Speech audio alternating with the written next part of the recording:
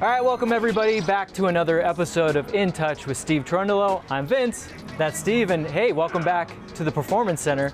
What was more disconcerting for you, doing an In Touch before a game at Bank or seeing me in an authentic LAFC kit?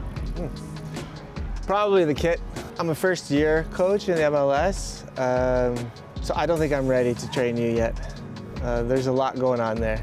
So maybe come to me next year, maybe. I'll be ready. Maybe in the off season. Yeah. It's all mental. I'm big head case, as everyone knows. So let's do that little bit of soccer part with you.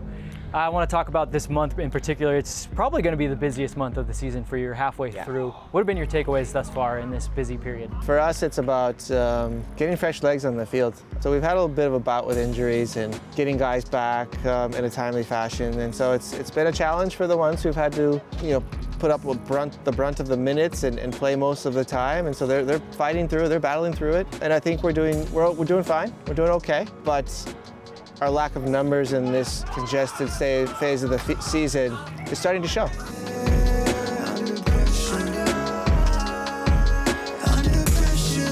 One last soccer question. What's been the approach now that a lot of teams have tape on you? You guys have obviously been top of the Supporter Shield race for a little bit.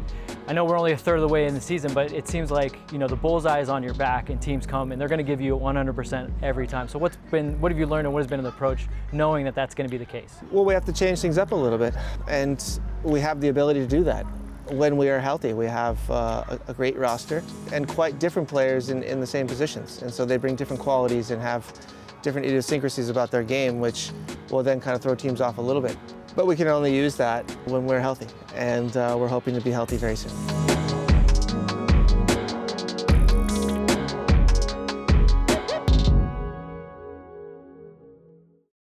So we filmed this show on Tuesday. Obviously there's going to be a game Wednesday, but it doesn't come out till Thursday. So we have to keep it as evergreen as possible. But I'm going to talk a little bit about Columbus. Yeah. And that's where our theme is going to center around, because you're going to Columbus and they have a brand new stadium there, lower.com field. I want to ask you, when you left for Germany and you kind of watched MLS as afar, could you ever imagine how many new stadiums are opening? It's incredible. And I think MLS and the individual clubs and ownership groups should be very proud of themselves. What a treat if you're a younger player in the United States right now to have these temples to dream about playing in someday. It's truly incredible, and I'm very excited to see these stadiums from the inside. You obviously got a chance to play in a lot of stadiums. You've been to a lot of stadiums. So I'm going to get kind of what your favorite stadium to play in, maybe your least favorite stadium to play in. But before we do that, I really want to get a baseline. So you and I are going to kind of build what would be the Steve Cherundolo optimal stadium. Okay, so let's start with this. Great location or great parking? How important is location within the city to a stadium? You don't need parking if public transportation is done properly. So, great location, for sure. Smack dab right in the middle of downtown would be ideal. As you're building your Steve Cherundolo Stadium, you get to be the head of food and bev. What's the must-have food and beverage inside the stadium? Beer and bratwurst, of course. No matter where you are in the world, beer and bratwurst. If it's done right, yes. If it's done right, okay. What's like a must-have? What would be something that this would be a no-go if it wasn't there? Atmosphere. So a roof helps. Enclosed environment, roof helps, keeps the acoustics up, and then to have, obviously, a fan block that energizes and electrifies the entire crowd. That would be ideal. What's your preferred, one big block of fans, or did you like the dual battling? Well, if you look at a block like at Borussia Dortmund Stadium, I think it's like 40,000 people. It's just one block. And that's pretty incredible to see. It's called Die Gelbe Wand, the yellow wall. And that's pretty special. But to have to play in front of two fan blocks, both halves, right, is also pretty special that you have in FC Cologne. We'll have to do a quiz on all the German that Vince should have picked up from you and see if I've held on to any of it. Okay, let's move on to your actual playing and being a part of stadiums. What was your favorite stadium to play in? So I'll say two stadiums. It's his show. He's going to go two stadiums after I ask for your favorite. Okay. Absolute favorite would be Borussia Dortmund. Okay. So I think it's called the Signal Iduna Park. Definitely the atmosphere, the look, everything about it is pretty incredible, the history.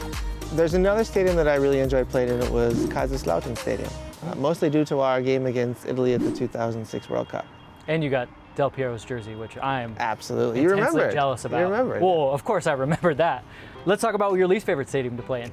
A lot of the older stadiums in Germany that have tracks around them. One of the worst stadiums is my old club's biggest rival. Do you remember the name of that city? Your old club. I know Hanover, but your rival, the rival, we did it because we weren't allowed to say the name. Yes. No, I don't. East Peine. East Peine. Yeah. There we go. There you go. What about stadiums here in North America? Not ones maybe you've played in, but what's your favorite stadium here in North America? Switching gears a little bit, Petco Park in San Diego was a great time. If you wanted an afternoon out, watch a baseball game. I really enjoyed playing at the Rose Bowl.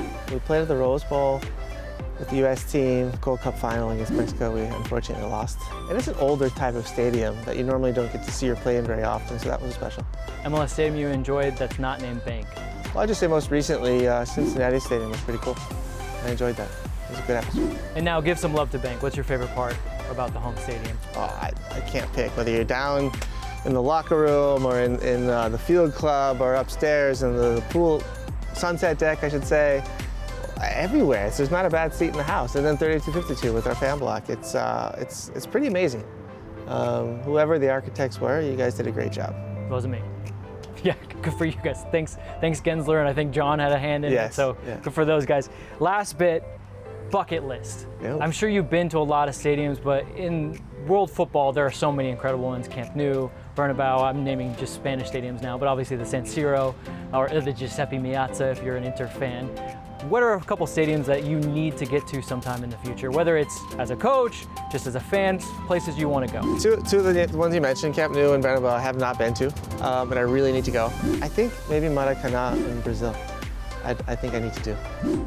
Or to go see Boca Juniors at home. Okay. I mean, he's a student of the game, so he has all good choices.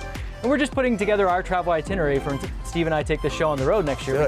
We can't do it here every time. No. We got to make it bigger and better. So that was another episode of In Touch with Steve Cherundolo, and we'll see you guys next week.